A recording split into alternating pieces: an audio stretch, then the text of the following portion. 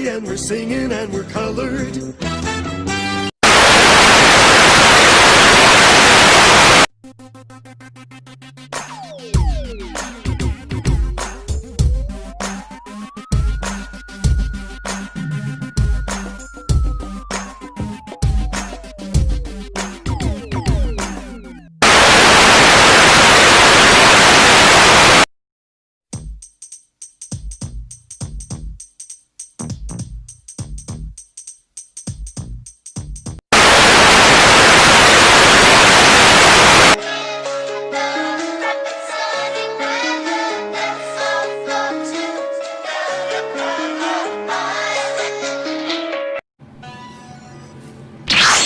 What's up, y'all? It's the kid, your boy.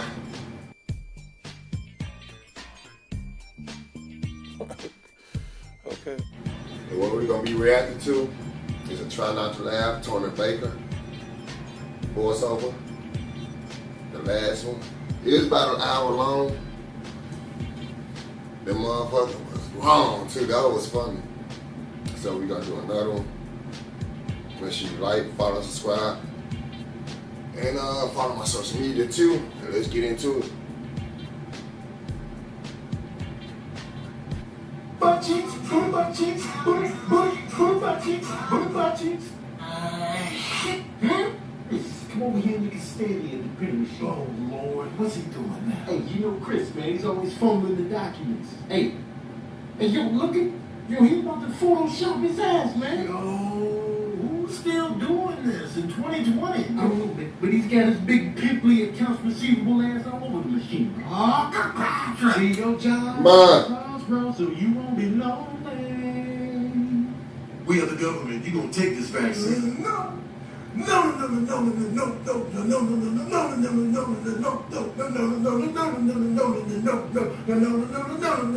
Slide into the no. I refuse. No. You blind.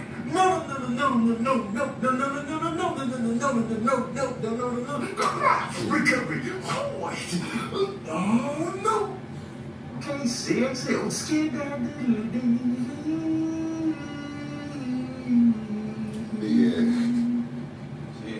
Big ass earrings. Oh yeah. I'm the best sitter. Whatever I'm called. Don't eat that until I get back. So eat this before you get back. Okay. I stay here. I'm good, man. I'm good to man. Stop. I'm a vegetarian now, man. Get this out of my face, man. Come on. What in the haberdasheries and hemoglobin is going on here?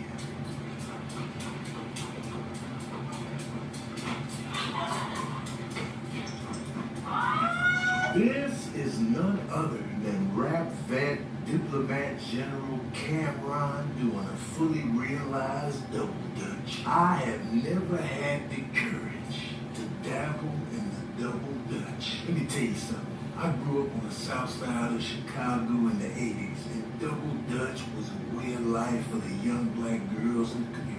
It was hypnotic, watching the girls do the fully realized three-person double dutch routine like it was just easy work. There's an art to it, a skill level, a skill set, if you will. You gotta jump in at the right time and keep the pace of the other two rope handlers. And you would think the person actually jumping the rope was the star of the show, but you gotta give credit to the rope handlers as well. You gotta be on point with the synergy of the rope movement. And when they were really putting on a show, two girls would hop into the vortex. It was amazing. As a kid, I would just stand there and marvel at the double dutch. You think it was simple, but it was not. And I was terrified to hop in myself. A fumble to hop in where you could potentially get whipped in the face, busting up the whole synergy of the production. I always wanted to try this, but I never had the courage. Conveniently hiding behind the facade that, oh, that's just for the girls. Cameron had the courage, and he nailed it in the living room. Double dutch. A great source of cardio workout for the whole community, man.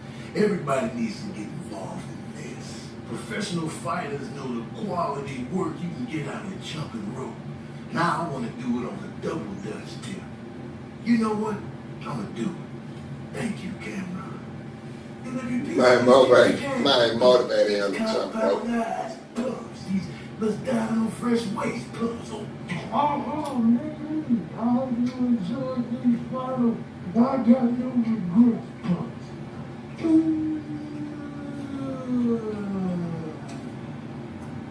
We practice this. Oh, this is good, man. When I come out this it'll be grilled. How you do? Now, what in the haberdasheries and hemoglobin is going on here?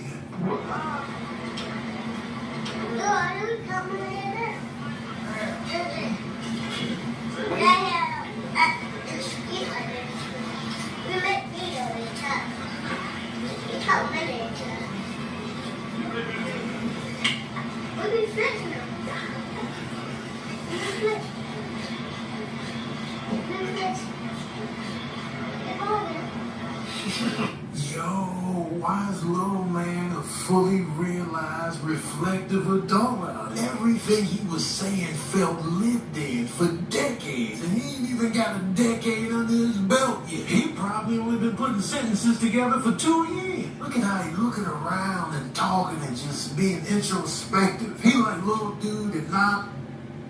Ah, man, how you gonna end it right there? Damn it! They got another young black man in cuffs. Sick of this. Sick of the image. They out here rounding up the posse, rounding up everybody, throwing them in vans. I'm just sick of it, man. And we all tired of it. That's why it's going down like that. Cause you know, the skin that diddly-dee. Oh, you black ass. Happy dogs. Skip, diddly-dee. Yeah, fool, this one, bruh. Now, what in the haberdasheries and hemoglobin is going on here? I thought these police battering rams were supposed to be one-hit quitters. They out here on the bus stand struggle. Here, Daniels, you take over. They had the tag teaming up, and Daniels came in on pure emotion out here. He cocking that thing all the way back to 1985, Doc.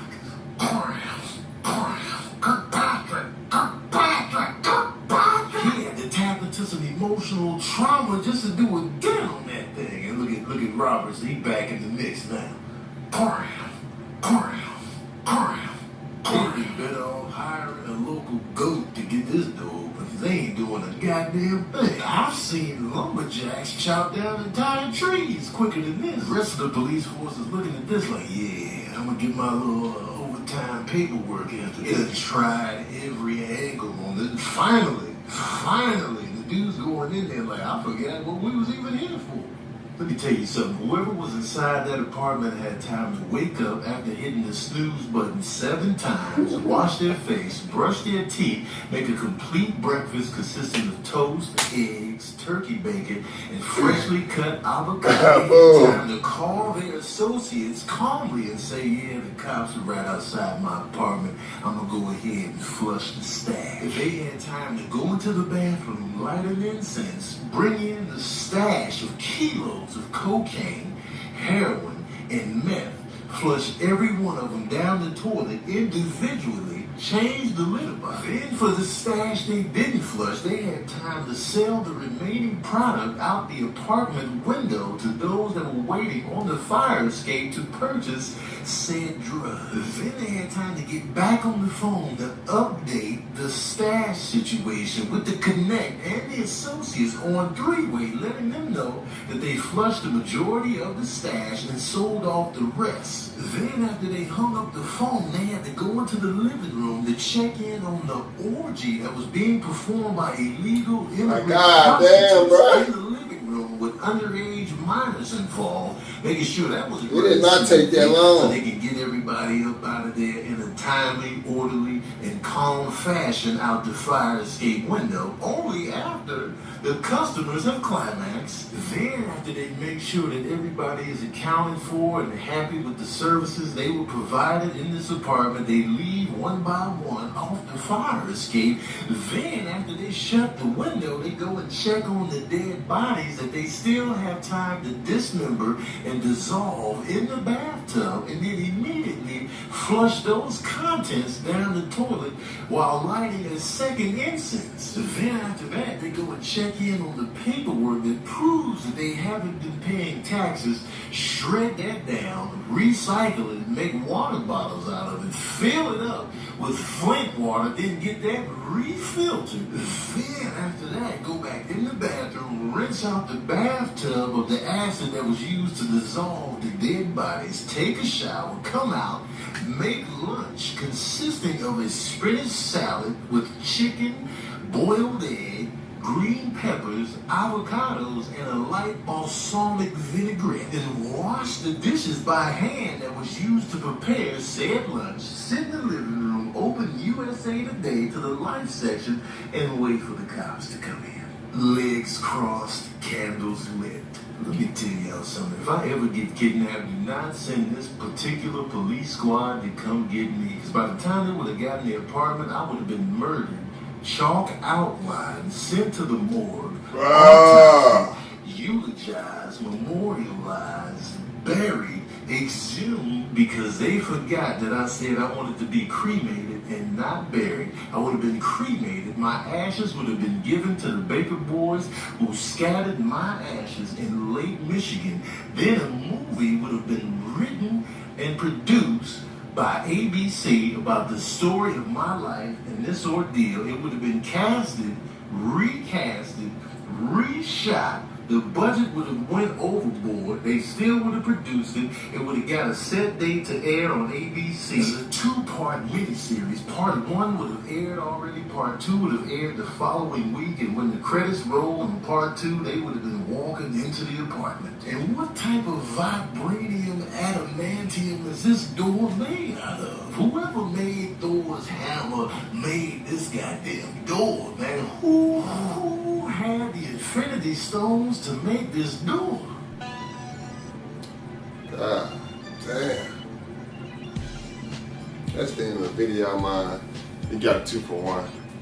Yeah, it is still pretty short in the end. But anyway, follow my social media.